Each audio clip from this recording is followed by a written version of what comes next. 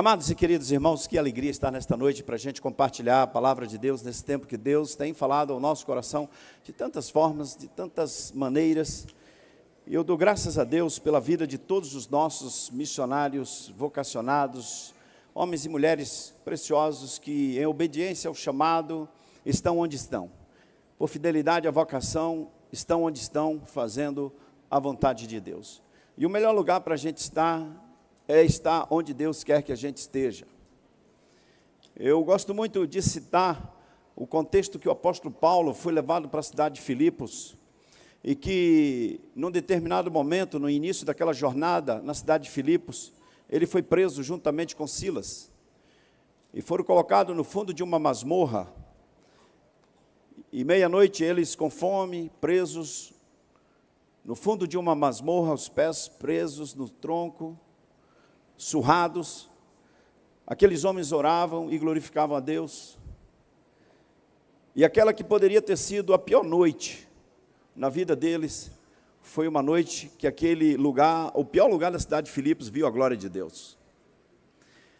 Aquela cadeia era o pior lugar da cidade de Filipos, e eles foram levados para o pior lugar da cidade de Filipos. Aquela noite que poderia ter sido uma noite que na memória de Paulo e de Silas ficaria como uma noite de muito sofrimento. Na verdade, aquela noite ficou na memória deles como uma noite de batismos. Aquela que poderia ter sido uma das piores noites na vida daqueles missionários se tornou uma noite de batismos. E o pior lugar da cidade de Filipos viu a glória de Deus. Aqueles homens estavam naquela cadeia, naquela prisão, num local de sofrimento. Mas eles sabiam por que estavam ali, quem tinha levado eles para lá. Eles tinham convicção que Deus estava no controle. E uma das coisas assim fundamentais para qualquer pessoa que tem um chamado de Deus, a vocação, é ter discernimento, ter entendimento, intimidade com Deus, para entender por que está onde está e quem levou você para lá. Como o pastor Ronaldo pregou pela manhã aqui para nós, está em Jordânia. Deus quer o Ronaldo em Jordânia, ele sabe por que ele está lá e quem levou ele para lá.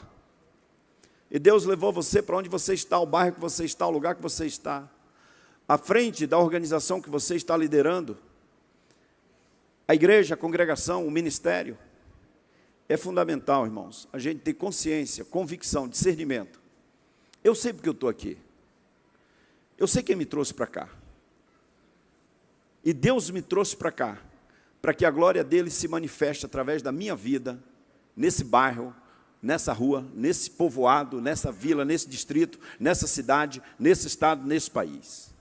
Eu sei quem me trouxe para cá, eu não tenho frustração, eu não estou aqui com a cabeça em outro lugar, pensando em outro lugar, porque é ali onde Deus nos coloca que nós vamos encontrar a plenitude do ministério, a plenitude da vocação está, não onde nós queremos estar, mas onde Deus quer que a gente esteja. A plenitude da vocação, querido pastor, querido missionário, a plenitude da vocação está onde Deus quer que a gente esteja e não onde a gente acha que a gente estaria bem. E o que eu busco para a minha vida é estar onde Deus quer que eu esteja. Nem mais à frente, nem mais atrás, nem para um lado, nem para o outro. Eu quero estar onde Deus quer que eu esteja.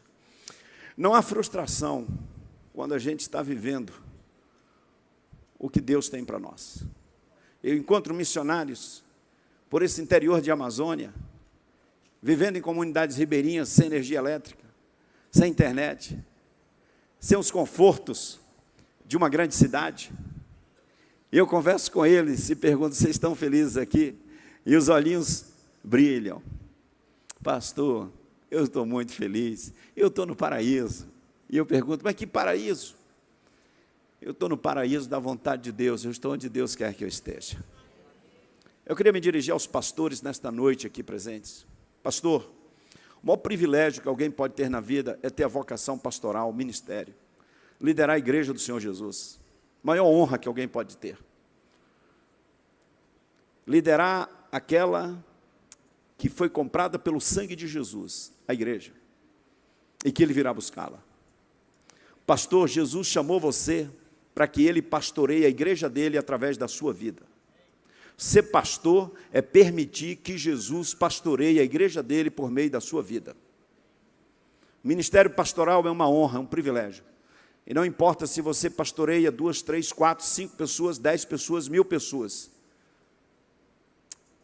Todas essas pessoas são ovelhas do Senhor Jesus. E Ele conhece as suas ovelhas, chama-as pelo nome, deu a vida por elas, elas pertencem a Ele, e Ele confiou as suas ovelhas a você para liderá-las, cuidar delas, e a glória dessas ovelhas pertence a Jesus.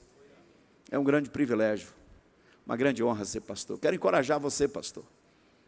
Cada um de vocês, é você que tem um chamado, que está estudando no seminário, fazendo seminário, se preparando, é um privilégio. E você não precisa ter inveja do ministério de ninguém, e não precisa comparar o seu ministério com o ministério de ninguém, e nem sonhar com o ministério dos outros, porque o que Deus tem para você é para você. O seu ministério foi dado por Deus, então o que Deus dá para a gente, não falta mais nada, eu só quero o que Deus tem para mim. Eu não quero o ministério dos outros. Eu quero viver a vontade de Deus para a minha vida. 17 anos e alguns meses, eu tenho servido ao Senhor à frente da Junta de Missões Nacionais. No ano de 2007, Deus nos chamou.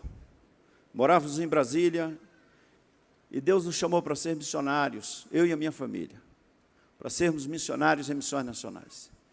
E ao longo desses anos, nós temos dedicado a nossa vida sem reservas, para servir ao Senhor, com todo o nosso coração. E tudo que nós fizemos, tudo que eu fiz, irmãos, eu faria tudo de novo. Maior honra para mim é servir em missões nacionais. Faria tudo de novo, dedicaria a minha vida com a minha família. Naquela época deixamos a Caixa Federal, faria de novo. Nunca tive saudade, nem do emprego, nem do salário. Nunca tive saudade, porque tinha consciência da plenitude do chamado, e ali era onde Deus queria a gente. E vivemos isso em família plenamente, não há nenhuma frustração na gente. Sempre fomos felizes servindo em missões nacionais. Uma honra para nós.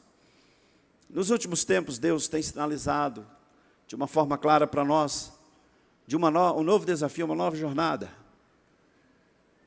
E recentemente, nos tornamos então responsáveis como diretor da Convenção Batista Brasileira. Ainda respondo por missões nacionais, respondo pelos seminários também, e Deus tem colocado alguns desafios na nossa vida. E entendemos a direção do Espírito de Deus para esse tempo. Deus está no controle de todas as coisas. E desde 24 de setembro, quando assinei um termo de posse, passei a responder como diretor da Convenção Batista Brasileira. E o tamanho do desafio é gigante, gigante, gigante. Mas continuo sendo o mesmo missionário, e você é o mesmo missionário. E disse para a diretoria da convenção que eu não iria para ser um chefe de escritório, mas para avançar e proclamar ao Brasil que Jesus transforma. A nossa convenção foi criada em 1907, debaixo da égide da Grande Comissão.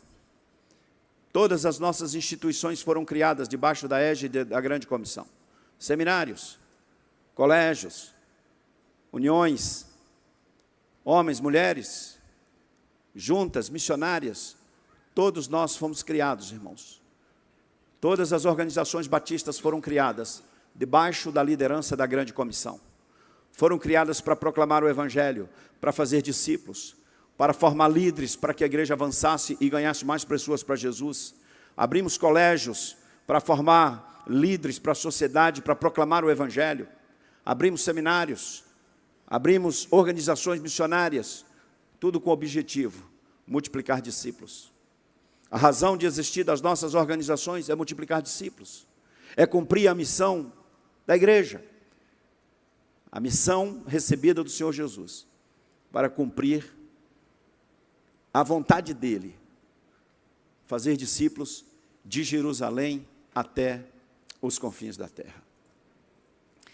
Sempre serei missionário, e foi para isso que Deus me chamou, e eu vou estar sempre trabalhando para que o Evangelho de Jesus chegue para todos os lugares, para todas as pessoas em todos os lugares desse Brasil e do mundo. Isso é o que vai me motivar e o que me motiva. O diretor da Convenção Batista Brasileira é um missionário e vai trabalhar com todo o seu coração para que o Evangelho de Jesus chegue para todas as pessoas de todos os lugares aqui até os confins da terra. Pois nós somos uma denominação missionária. Eu queria compartilhar com os irmãos, recentemente, na última semana, compartilhamos com o Conselho da Convenção Batista Brasileira um pouco do planejamento estratégico, e eu queria compartilhar com vocês alguns objetivos que nós vamos trabalhar nos próximos anos. Eu queria compartilhar com todos vocês, pastores, líderes, meus irmãos. Esses objetivos não são meus, nem da convenção, mas de todos nós, porque todos nós somos Convenção Batista Brasileira. Todos nós estaremos trabalhando com esses objetivos sendo trilhos para nós, referenciais. Estabeleceremos planos de ação, todos nós, todas as instituições, todos os seminários, todos nós, juntas missionárias, organizações, todos nós vamos perseguir esses objetivos. Estruturamos em 4 áreas estratégicas, 4 macro diretrizes. A primeira, viver em Cristo, vida cristã. É o objetivo estratégico dos batistas brasileiros, mobilizar todos os líderes, todas as famílias, todas as igrejas para orar sem cessar. O primeiro objetivo estratégico da Convenção Batista Brasileira é com joelhos no chão, é com oração, porque sem oração não vai acontecer nada. O primeiro compromisso da nossa denominação é com a oração. O primeiro compromisso dos nossos líderes é com a oração. As famílias, as igrejas, nós estamos, pastor Fabrício, numa vigília de oração, começamos no início do ano, no dia 30. E as igrejas estão se revezando em vigílias de oração. E nós não vamos parar. Nós sempre teremos uma igreja batista em vigília de oração. E teremos muitos movimentos de oração. Haverá movimentos de oração nos seminários, haverá movimentos de oração nas juntas missionárias, nas igrejas. Em todas as organizações nós teremos movimentos missionários.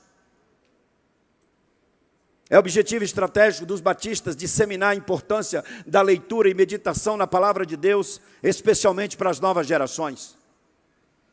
O segundo ponto no nosso planejamento como objetivo é a palavra, e será a palavra e a palavra de Deus.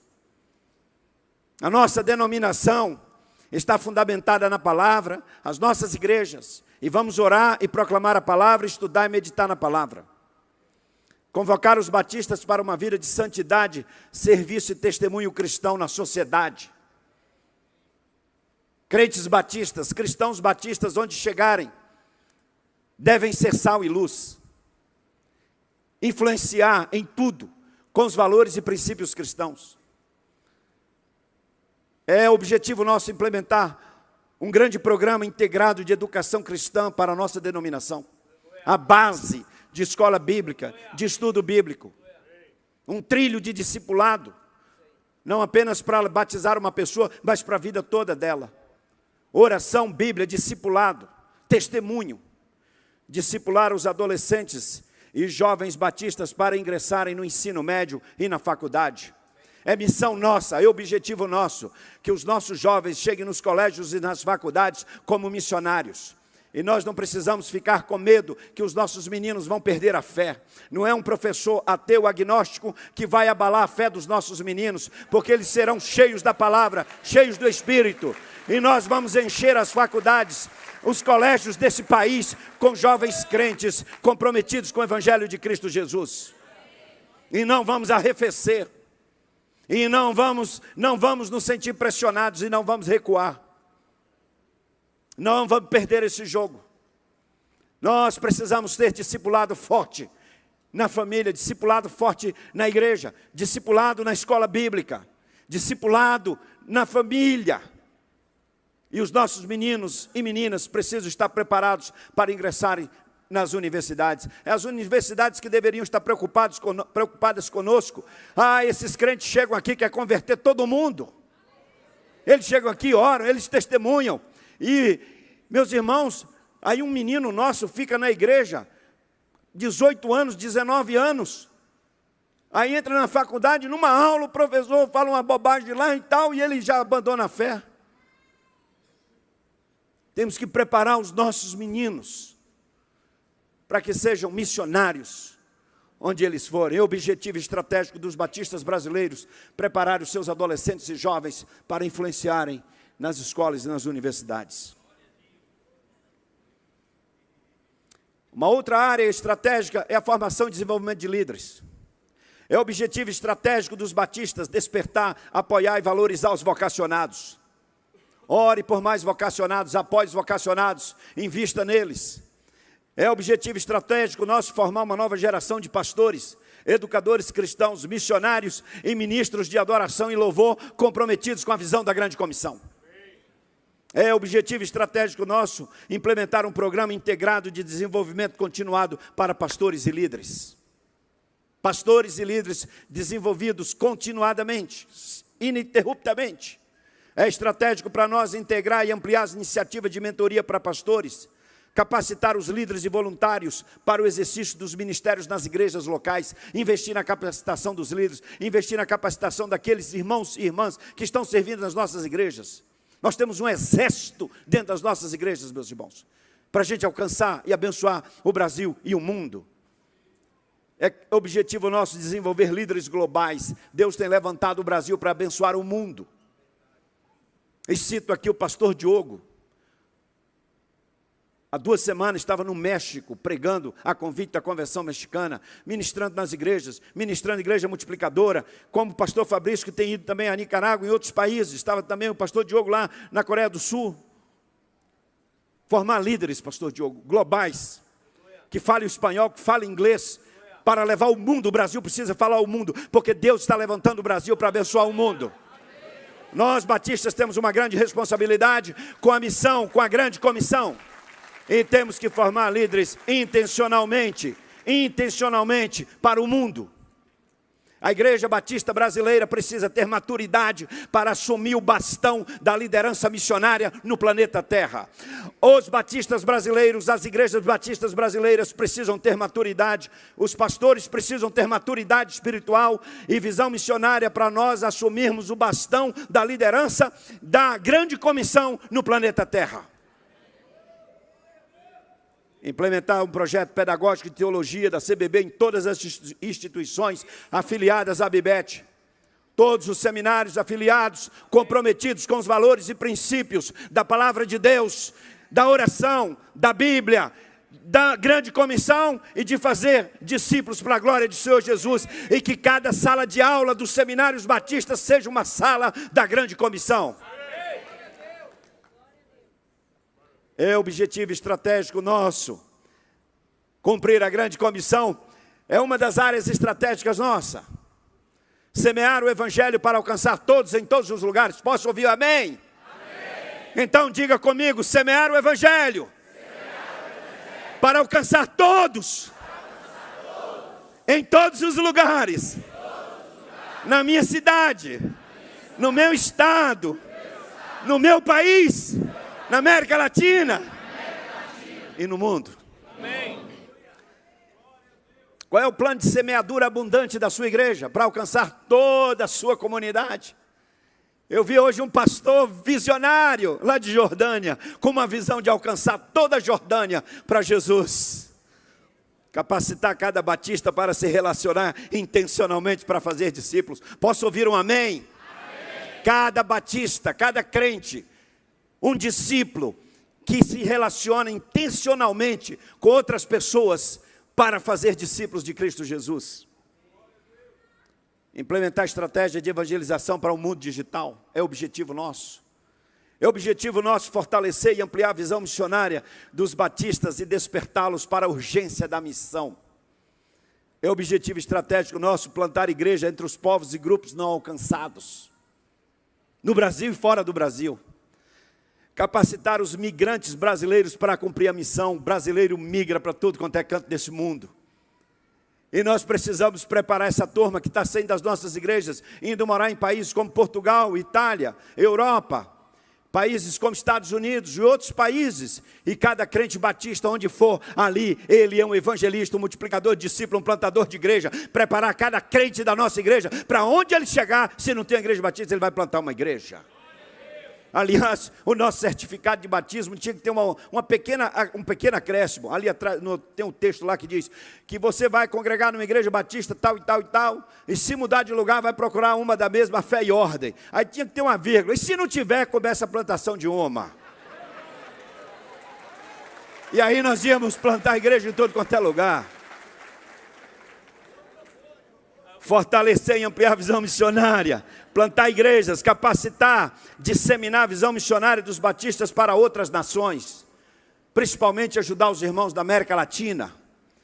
O Brasil possui no sul global as melhores estruturas missionárias, e nós precisamos ajudar outros países, especialmente América Latina e África. A nossa Junta de Missões Mundiais já tem feito isso. Plantar igrejas em polos de desenvolvimento e centros urbanos. Ainda na grande comissão, implementar um programa integrado de crescimento e revitalização de igrejas, urgente, pastor Fabrício. É objetivo estratégico nosso, mas não é só seu, é dos seminários, é dos homens batistas, da União Feminina, é também da Junta de Missões Nacionais, é das convenções estaduais, da associação, das igrejas, é de todos, é dos diáconos, é de todo mundo. O crescimento das nossas igrejas.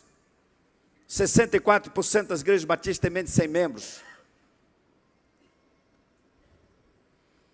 Aumentar o investimento missionário, isso não pode parar. Fortalecer os ministérios dos embaixadores e mensageiros do rei. Posso ouvir amém? Preparar os nossos meninos.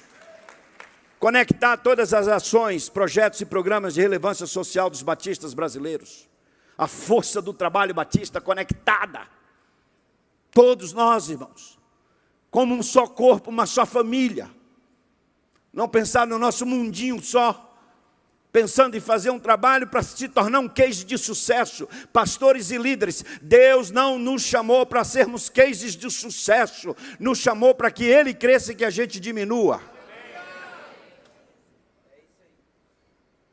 Implementar projetos de relevância social em vários contextos do Brasil e do mundo, como já vem sendo feito. Projetos como Cristolândia, projetos como Vila Minha Pátria, tantos projetos lindos que as igrejas, convenções estaduais desenvolvem, como aqui em São Paulo, o Lar Batista, que cuida de tantas crianças, pastor Alípio, trabalho extraordinário, glória a Deus. Pastor Alípio está aqui, o diretor da Convenção de São Paulo, da nossa comissão de planejamento lá no Conselho, que esteve conosco em todo esse trabalho aqui. Ampliar o investimento na educação básica e superior, visando a transformação social e o cumprimento da grande comissão. Eu estou me dirigindo aos colégios batistas. A razão dos colégios batistas é missionária. Amém? É uma educação confessional comprometida com os valores cristãos. E se quiser vir estudar aqui, venha. É assim que vai ser, em nome de Jesus. Aqui somos crentes, amamos Jesus, proclamamos o seu nome, o adoramos, o glorificamos, e aqui invocamos o nome do Senhor nessa escola, porque essa escola é confessional, é batista, e ela glorifica Jesus e proclama o seu nome.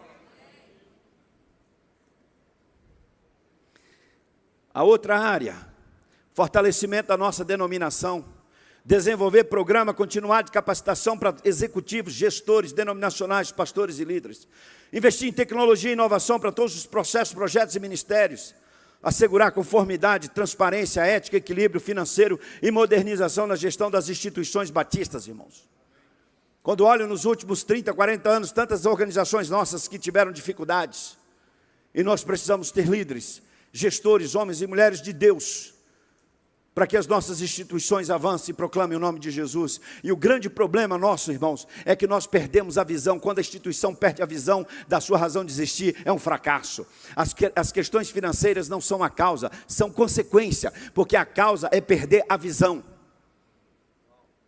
Quando a gente perde a visão, um seminário perde a visão, ele entra em falência. A falência dos nossos seminários não foi uma falência financeira, foi uma falência de visão. Perdeu a visão da igreja local, perdeu a visão da grande comissão, perdeu a visão da palavra de Deus. E aí as consequências nós conhecemos. influenciar com princípios e valores cristãos o pensamento teológico e a visão ministerial das igrejas batistas, irmãos. Olha, pasmem, mas alguém me disse que tem igreja batista, encontrou igreja batista usando revista da Seixonoye na escola dominical. Há material de tantas coisas, de tanta gente entrando nas nossas igrejas com doutrinas que não são bíblicas. Tem de tudo. E nós temos que ter material sadio, literatura sadia, bíblica, para edificar o nosso povo, a nossa turma, para enviar para essa sociedade que vive no maligno, que está em trevas, para que as nossas ovelhas sejam sal e luz nesse mundo que jaz no maligno. Revitalizar o sentimento de pertencimento denominacional, irmãos. Somos batistas, somos um povo missionário. E às vezes nós temos uma imagem negativa da gente mesmo. Falamos mal de tudo. Está tudo ruim, tudo ruim. Tanta coisa linda acontecendo, tanta coisa bonita acontecendo. Gente sendo batizada, igrejas crescendo, projetos lindos. Os batistas hoje, irmãos, têm missionários em 86 países. Os batistas hoje têm missionários em países fechados.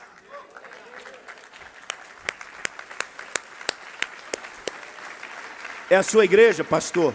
São as nossas igrejas. Extraordinário isso. Com uma agência missionária que cuida dos missionários, que faz um trabalho lindo.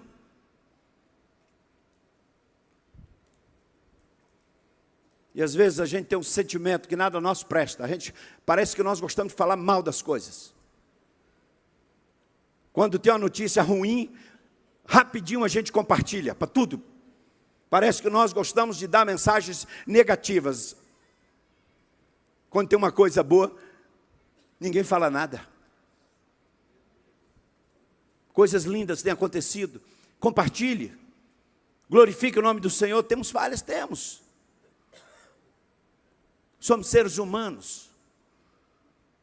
Amamos a nossa denominação, disseminar os valores e princípios e doutrinas batistas, promover o trabalho das igrejas batistas em todo o Brasil, isso é para fora.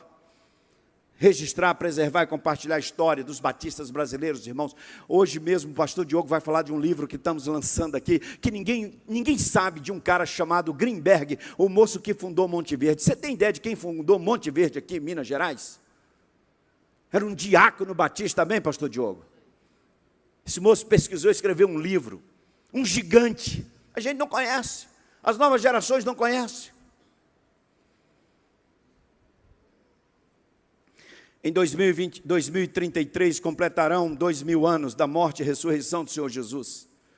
Precisamos completar a missão de alcançar todos, em todos os lugares, com o Evangelho de Cristo. Como uma denominação que ama e obedece ao Senhor Jesus, comprometida com a grande comissão, nós sonhamos com... O que nós sonhamos? E eu queria sonhar com você, com os batistas. Nós sonhamos com igrejas saudáveis que cresçam e se multipliquem. Vamos falar juntos? Sonhamos com igrejas saudáveis que cresçam e se multipliquem. Vocês dizem amém a isso? Amém. Vocês se comprometem com isso? Amém. Estamos fechados com isso? Amém. Que nós vamos trabalhar para ter igrejas saudáveis que cresçam e se multipliquem? Amém. Segundo, vamos juntos? Vocês dizem amém? Concordam que cada batista tem que ser um discípulo que se multiplica? Amém. Não apenas membros de igrejas, mas discípulos que se multiplicam. Sonhamos, terceiro, juntos. Você sonha com isso? Amém. Que todos os líderes formem e desenvolvam outros líderes? Amém. 4. Você fecha comigo com isso? Amém. Famílias saudáveis e que estarão em missão com Deus. Seguinte. Sonhamos com isso. Que nos próximos anos, as novas gerações, as crianças, os adolescentes, os jovens, nós vamos evangelizar essa nação em nome de Jesus. Seguinte, sonhamos que todos os povos serão alcançados com o Evangelho. Seguinte, Ah, essa não. Você concorda com isso? Que a oração não será um programa de igreja, que o discipulado não será um programa de igreja, mas que oração e discipulado serão o quê? Quer conhecer um batista? Pode ter certeza que é de oração e é de discipulado. Ser batista é ser de oração. Diga comigo, ser batista é ser de oração. Ser batista é ser discipulador. Oração e discipulado como estilo de vida. Cada membro da sua igreja. Seguinte, vida como? Vida cristã, santidade, compaixão e graça. Isso vai impactar a nossa nação. Estamos fechados? Vamos para o seguinte. Cada batista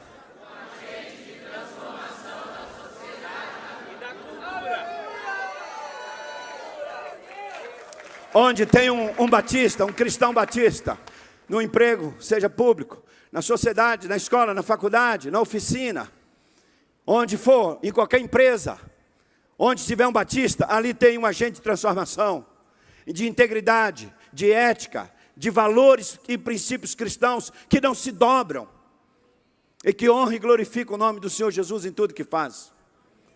E por fim, vamos juntos?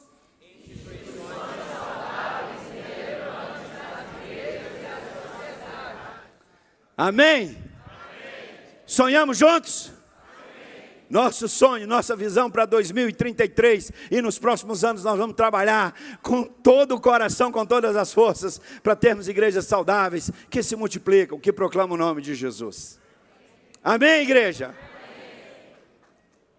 Vamos só mais um pouquinho. Você já imaginou o que aconteceria? Lê o primeiro.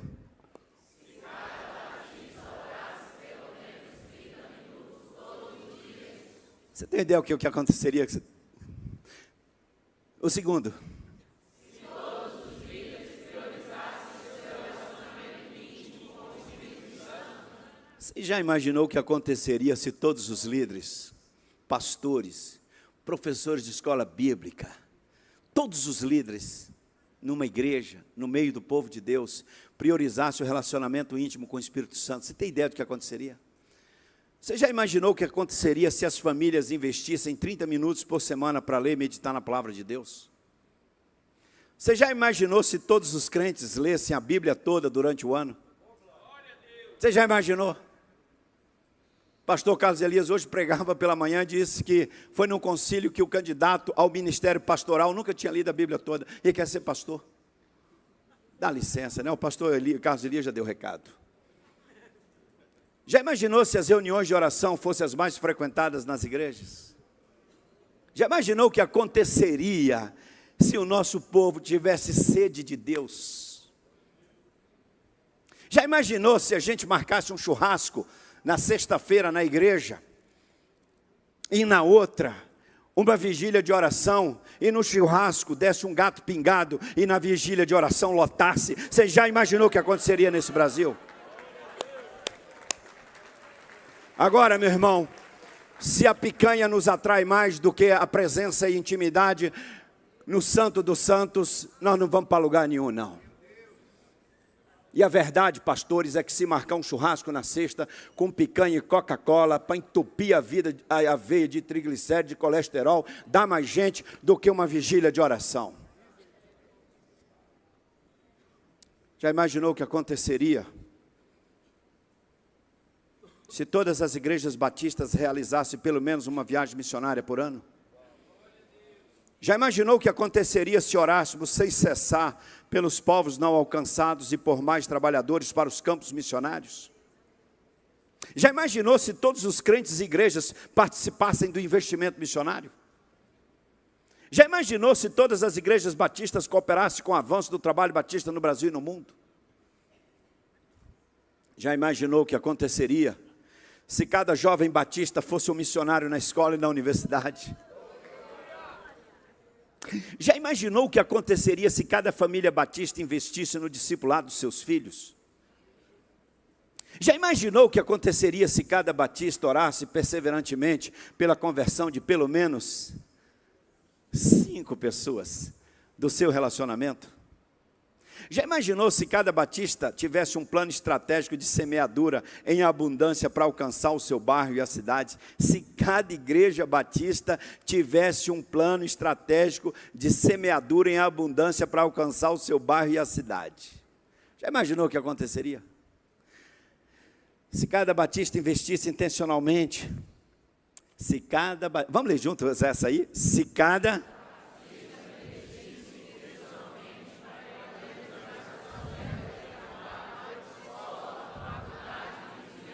Já imaginou na segunda-feira, cada membro da sua igreja, pastor, que saiu, ele vai se relacionar intencionalmente com alguém do trabalho, da escola, da faculdade, da vizinhança, para compartilhar, que vai orar por essas pessoas intencionalmente, e vai começar um relacionamento discipulador, e a igreja vai começar a batizar gente, e nós veremos a glória de Deus. Já imaginou, irmãos, o que aconteceria se influenciássemos com princípios e valores cristãos a formação das novas gerações de líderes do nosso país? Já imaginou se cada igreja desenvolvesse ações de transformação social em seu contexto e em locais de vulnerabilidade social, como nós ouvimos hoje de manhã aqui em Jordânia? Já imaginou se cada igreja batista tivesse a visão do pastor Ronaldo? Uma igreja simples, não tem recursos financeiros sobrando, não tem nada.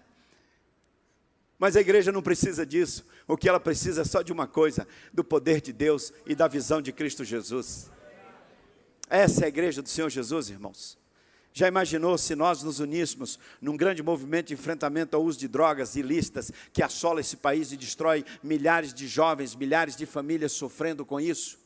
Se nós nos uníssemos, missionária Fabíola, não sei se você está aqui na área, querida, se nos uníssemos nesse grande combate, querida, que a Cristolândia não fosse só um pouquinho aqui, um pouquinho ali, mas que fosse um grande ministério desenvolvido por todas as igrejas, que nós entrássemos com força na prevenção, com o projeto Viver, para tirar as crianças do bairro, da vizinhança, das escolas, não deixar entrar nas drogas. Já imaginou, irmãos, se as nossas igrejas tivessem relevância no bairro e na cidade? Já imaginou o que aconteceria, meus queridos, se nós vivêssemos esse evangelho para valer? Se todos os pastores e líderes desenvolvessem continuamente como líderes espirituais?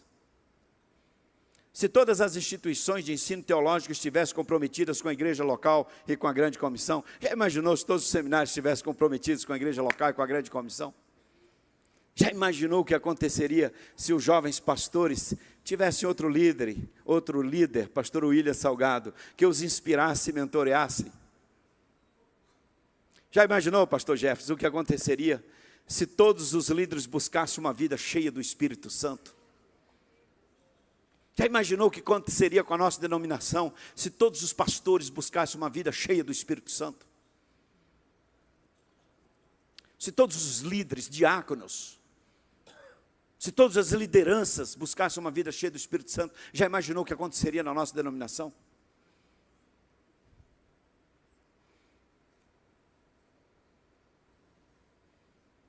Amém? E esse silêncio? Eu estou vendo um monte de gente fotografando essas telas. Amém, queridos? Amém. Dá para nós? Amém. Vamos recuar ou avançar? Avançar!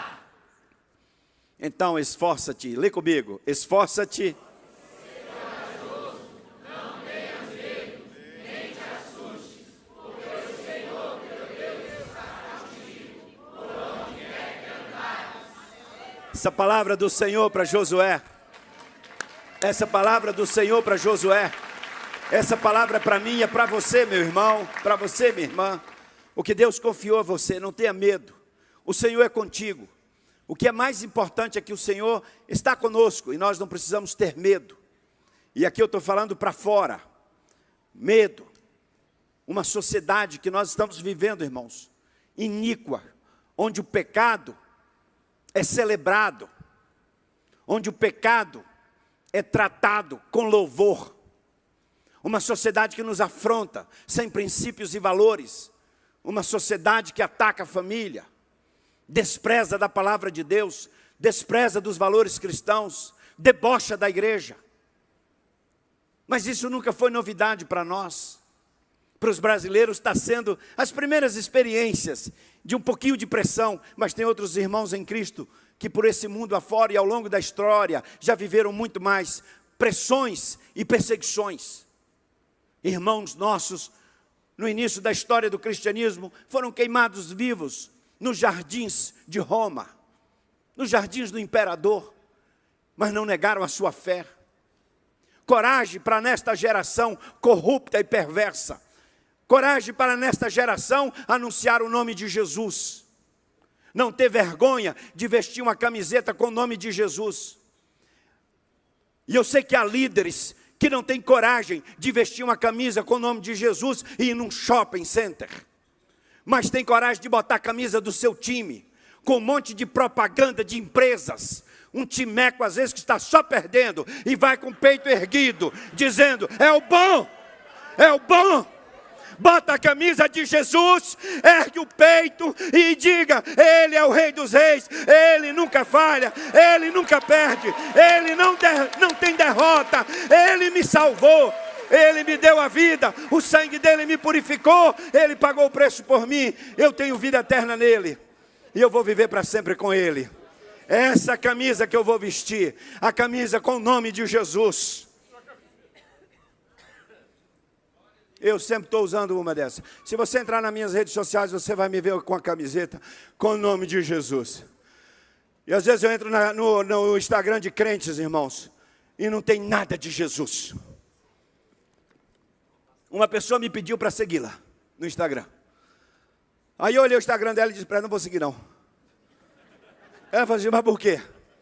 Eu falei, porque no seu Instagram não proclama o nome do meu Senhor Jesus Cristo. Você tem vergonha dele?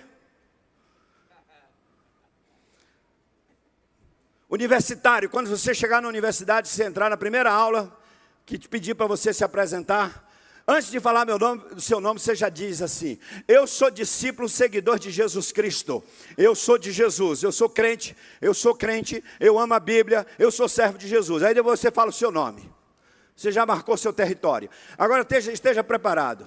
Você tem que estar discipulado, bem discipulado, porque virão perseguições, deboches, bullying, mas você vai estar firme na rocha, que é Jesus. Eu quero aproveitar aqui e mandar um beijo para minha neta Olívia. Te amo, querida, você está me assistindo lá no Rio de Janeiro. A mãe da Olívia, a Fernanda, minha filha mais velha, nossa filha mais velha, Márcia. Primeiro dia de aula na faculdade, lá na PUC. Ela foi fazer relações internacionais. Primeiro dia de aula, chegam os caras lá na sala e dizem assim, olha, os calouros vão pagar chopada. Aí ela falou assim, olha aqui, eu sou crente batista, meu pai é pastor, missionário, e com muita luta ele está pagando essa faculdade aqui para mim, não tem dinheiro para pagar chopp para ninguém. E eu vim aqui estudar, não vim aqui fazer farra não. Marcou posição. Mais 2, 3 ali, outras colegas fecharam com ela. A professora falou, a Fernanda é batista, seguidora de João Batista. Ela disse, professora, a senhora precisa conhecer a nossa história. Nós somos seguidores dele, que deu a sua vida por nós na cruz, Cristo Jesus.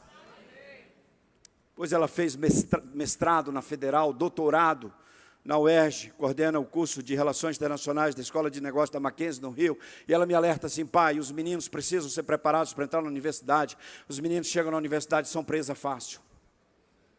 Pastores, mães, pais, começa o discipulado em casa. A igreja tem que preparar os nossos meninos. Escola dominical não é para ficar enchendo de conteúdo. A escola dominical tem que encher os alunos de vida cristã para viver na segunda, na terça, na quarta, a semana toda, onde for, encher de vida cristã, de discipulado. Vocês concordam com esses negócios que eu estou pregando hoje à noite aqui, irmãos?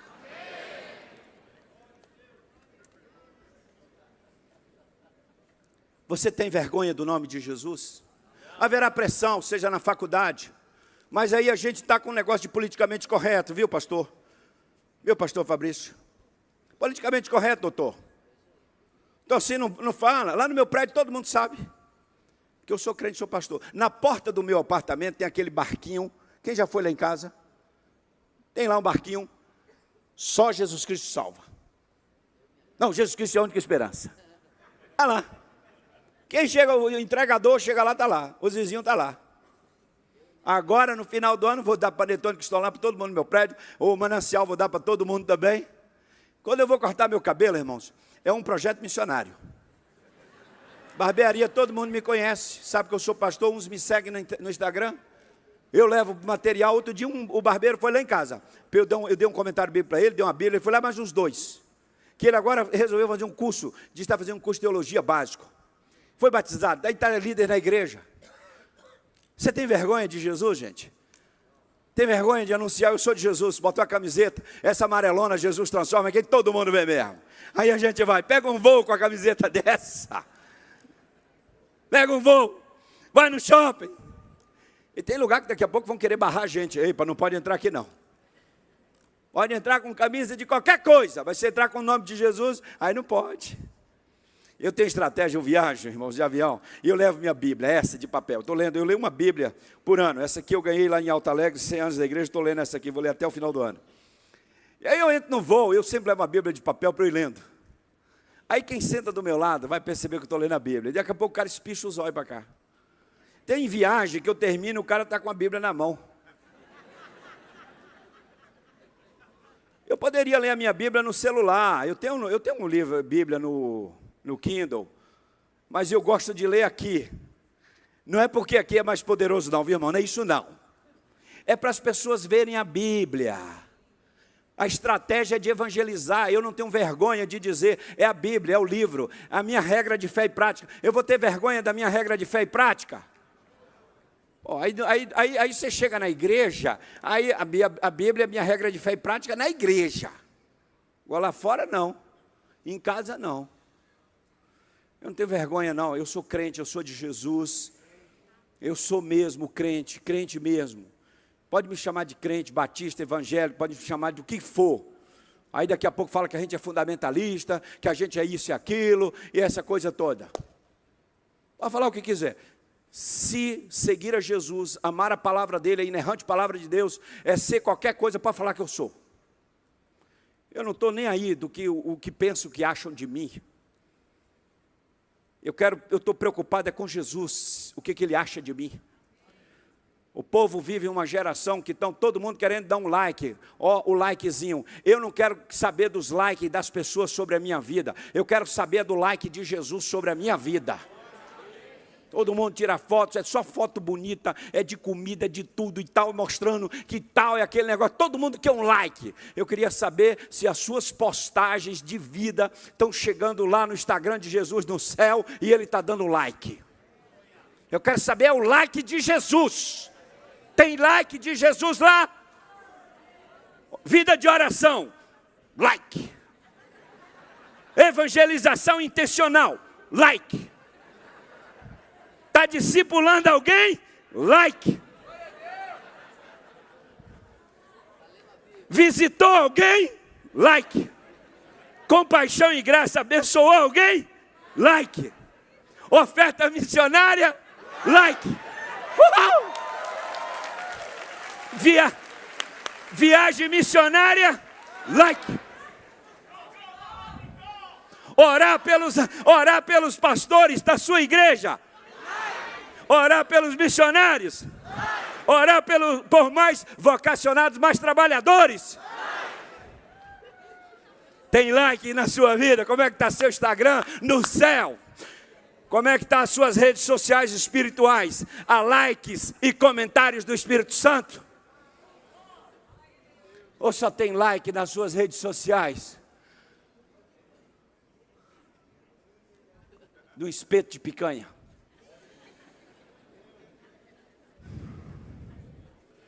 Passeando, viajando. Eu estou dizendo que isso é errado não, irmãos.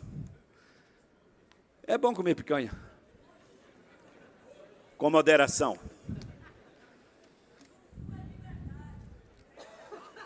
Amém. Vocês estão entendendo, irmãos? Lê comigo. Por quê?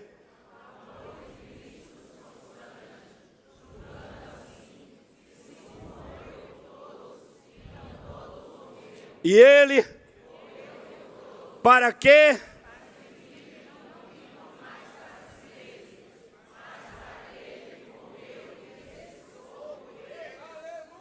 Meu irmão, deixa eu falar uma coisa para você.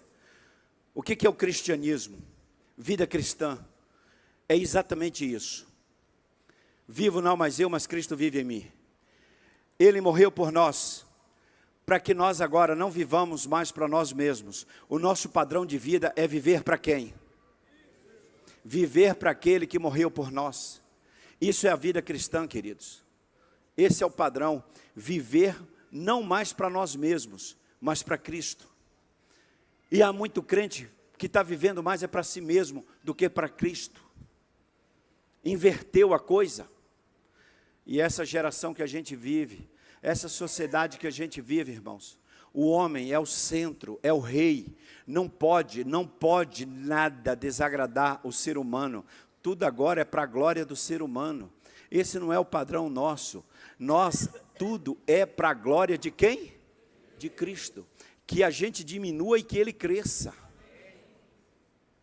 Nós não somos liderados pelo padrão do mundo, mas é pelo padrão da palavra de Deus. Ser cristão é esvaziar a si mesmo, negar a si mesmo, encher a sua vida de Cristo e viver o cristianismo, na palavra, em todo tempo. Lê comigo, de sorte que...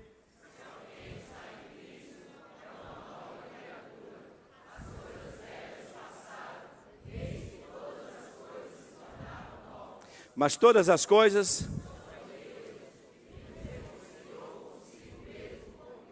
E nos confiou... A quem foi confiado o ministério da reconciliação? Você é ministro de quê? Da reconciliação. A você foi confiado esse ministério. A todos nós, irmãos. O ministério da reconciliação. Olha a nossa responsabilidade. Olha o versículo seguinte. Pois Deus estava onde?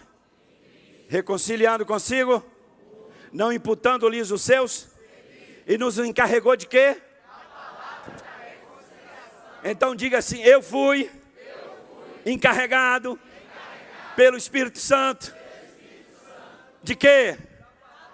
Do ministério da palavra de reconciliação.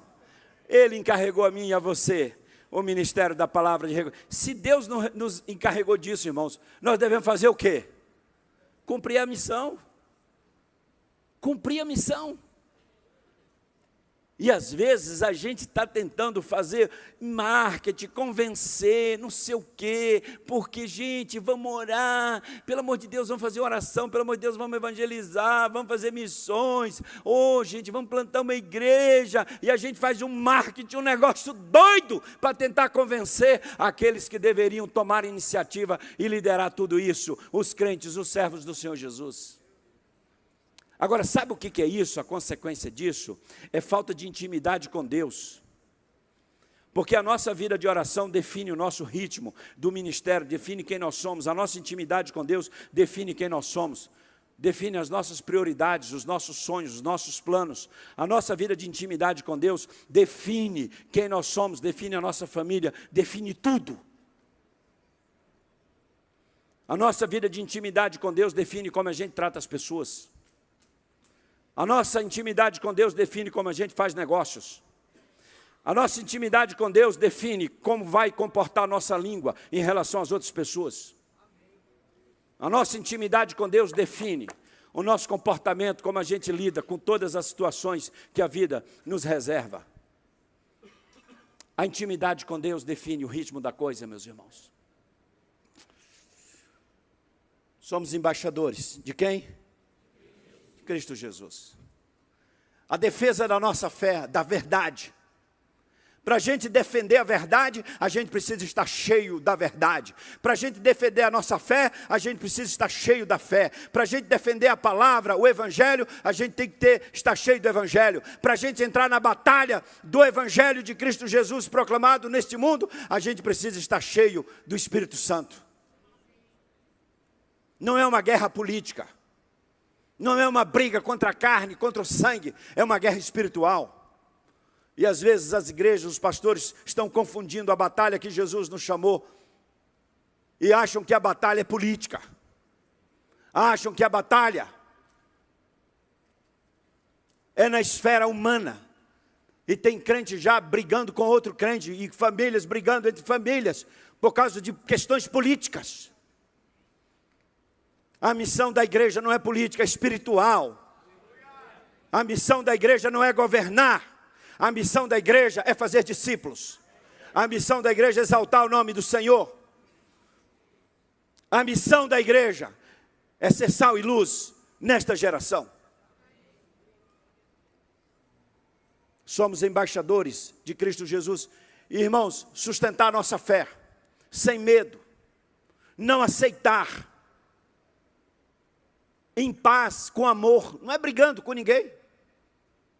Eu sou o que sou, você pode pensar diferente de mim, o problema é seu, mas eu creio na palavra, e eu vou viver o que eu creio, e se no meu país tiver que prender, porque eu estou vivendo o que eu creio na palavra, eu serei preso, se tiver que morrer, eu vou morrer, mas eu não abrirei mão da palavra, da minha fé, do meu compromisso com Cristo Jesus. Mas nós não nos posicionaremos pela verdade se não estivermos cheios da verdade. Nós não nos posicionaremos por Cristo se não estivermos cheios de Cristo. Não nos posicionaremos pelo Evangelho se não estivermos cheios do Evangelho. Não nos posicionaremos pelos princípios cristãos se não estivermos vivendo os princípios cristãos. Não seremos sal e luz se não estivermos vivendo uma vida cheia do Espírito Santo de Deus. Os cristãos sempre foram perseguidos, irmãos. Não vivemos para nós mesmos, vivemos para Cristo, que morreu e ressuscitou. Tem que conscientizar cada um de nós, cada igreja, cada crente, que o cristianismo é viver, não para si mesmo, mas para viver para Cristo. Cristo nos confiou o ministério da reconciliação e nos encarregou dessa mensagem de reconciliação. Como ministros da reconciliação, não podemos temer as consequências que virão no cumprimento da missão. A história nos mostra isto. Você tem medo das consequências? Eu nem um pouco. Eu nem um pouco.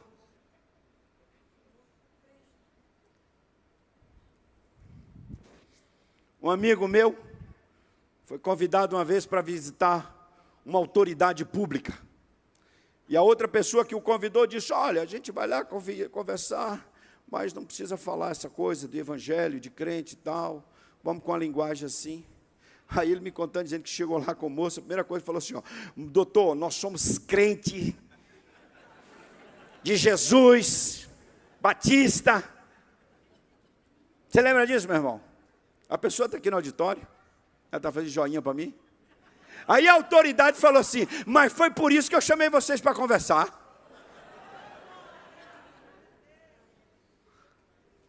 A gente vai, às vezes, crente parecendo bagre ensaboado. Eu sou crente, meu irmão. E não mudo minha linguagem, não. Não mudo, não pode. Não, é evangelho mesmo, é Jesus transformou a minha vida, morreu na cruz. A minha mãe, uma senhora, 83 anos, mora lá no interior da Bahia, mas ela não perde uma. Ela estava no Rio, nós levamos no médico lá e tal, vai fazer uma consulta, aí vai terminando a consulta assim, ela fala assim, doutor, e se o senhor morresse hoje, o senhor ia para o céu? Doutor, o senhor precisa aceitar Jesus. O médico arregala os olhos assim e fica espantado. Ele fala, pois é, doutor, eu estou orando, vou orar pelo senhor, porque se o senhor não aceitar Jesus, olha, a coisa não vai ser boa não. E o senhor precisa entregar a sua vida a Jesus.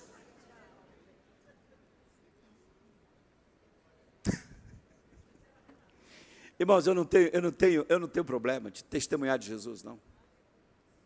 Eu sou de Jesus. Diga assim, eu sou de Jesus. Jesus anda comigo. E onde eu for, três coisas vão acontecer. Doa quem doer. O nome de Jesus será invocado, porque eu vou invocar. O nome dele será exaltado. E também o nome dele será... E o nome dele será...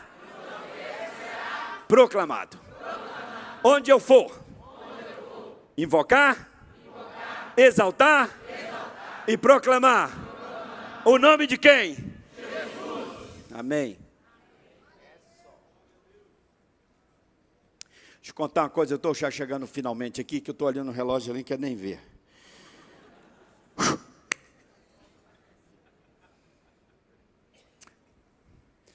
Eu peguei ali, copiei um pedacinho de um texto. Um cara chamado Edward Gibbon, historiador, século XVIII, 1740 e alguma coisa, ele escreveu um livro chamado Declínio e Queda do Império Romano. Grande historiador. Não era cristão. E ele fala do declínio do Império Romano.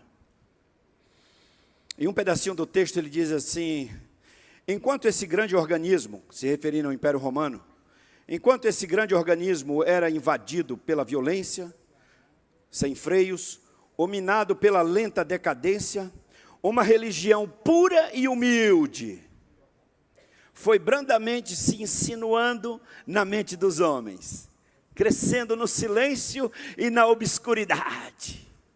Da oposição, tirou ela novo vigor para finalmente erguer a bandeira triunfante da cruz por sobre as ruínas do Capitólio em Roma.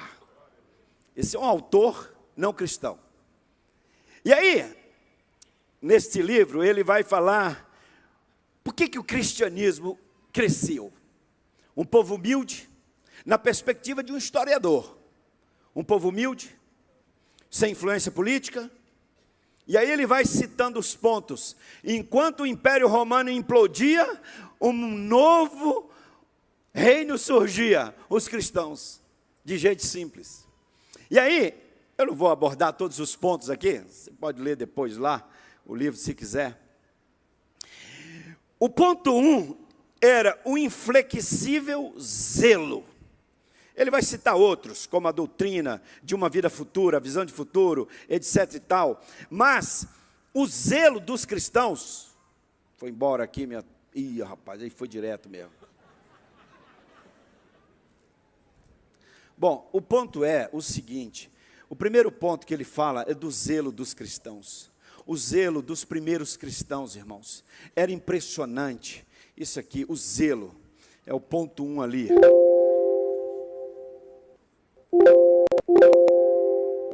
Não volta mais, ele só vai para frente, é igual o crente.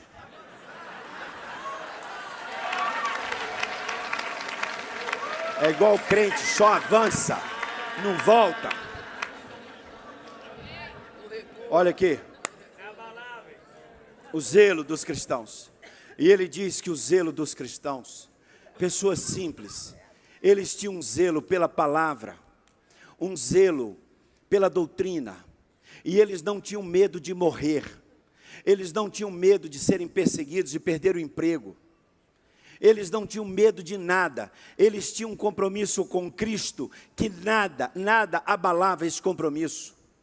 E esse autor, ele faz uma comparação dizendo sobre o judaísmo, que o judaísmo era uma religião de defensiva, não era de ofensiva, não era uma religião missionária.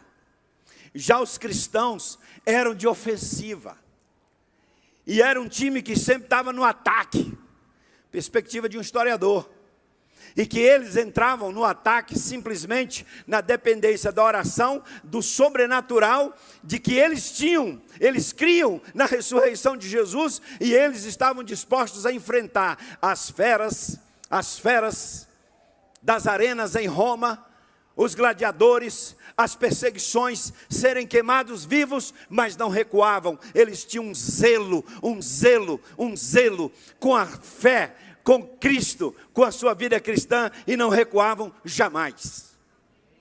Perspectiva de um historiador do século XVIII.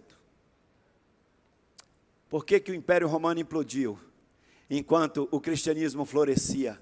Porque era um cristianismo com crentes fiéis, zelosos, pessoas cheias do Espírito, que não temiam mais a morte, pois a morte não significava nada, pois eles tinham uma vida eterna em Cristo Jesus.